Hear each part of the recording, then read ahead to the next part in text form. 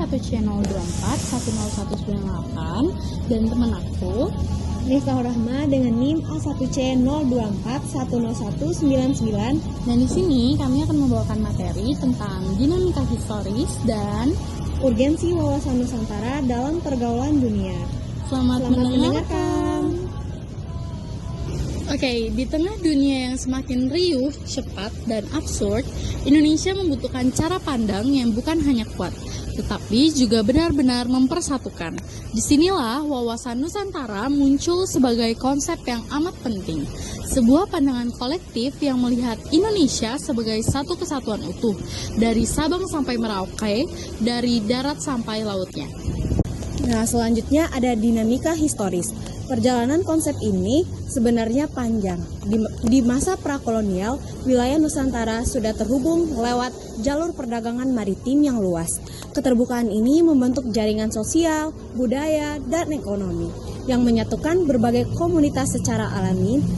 Saat kolonialisme masuk, pengalaman menghadapi penindasan melahirkan kesadaran kebangsaan seperti Sumpah Pemuda pada tahun 1928, yaitu mempertegas tekad untuk bersatu sebagai satu bangsa dan satu tanah air.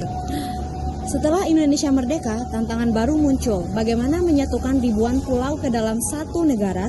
Momentumnya datang pada Deklarasi Juanda tahun 1957 yang menegaskan Indonesia sebagai negara kepulauan. Inilah fondasi dari cara pandang geopolitik Indonesia yang kemudian disebut wawasan Nusantara. Pada era Orde Baru, konsep ini dilambagakan secara resmi sebagai pedoman persatuan dan keamanan nasional. Memasuki era reformasi, hingga sekarang, wawasan Nusantara diinterpretasi ulang sesuai konteks global, yaitu memperkuat demokrasi, identitas, dan posisi Indonesia dalam pencaturan dunia. Nah, selanjutnya ada makna konseptualnya. Wawasan Nusantara menggabungkan 3 pilar penting. Pertama, kesatuan politik, kesatuan sosial budaya, dan kesatuan ekonomi serta pertahanan dan keamanan. Semuanya ditegakkan atas nilai Bhinneka Tunggal Ika sebagai dasar identitas kolektif bangsa. Selanjutnya ada urgensi dalam pergaulan dunia. Dalam pergaulan internasional yang semakin kompetitif, konsep ini sangat penting. Ia menjadi pedoman untuk menjaga integritas wilayah dan kedaulatan, terutama di laut yang rawan sengketa. Selain itu, wawasan Nusantara memperkuat identitas nasional agar tidak hanyut oleh arus globalisasi. Konsep ini juga memposisikan Indonesia sebagai aktor strategis di jalur Indo-Pasifik, wilayah paling dinamis di dunia saat ini.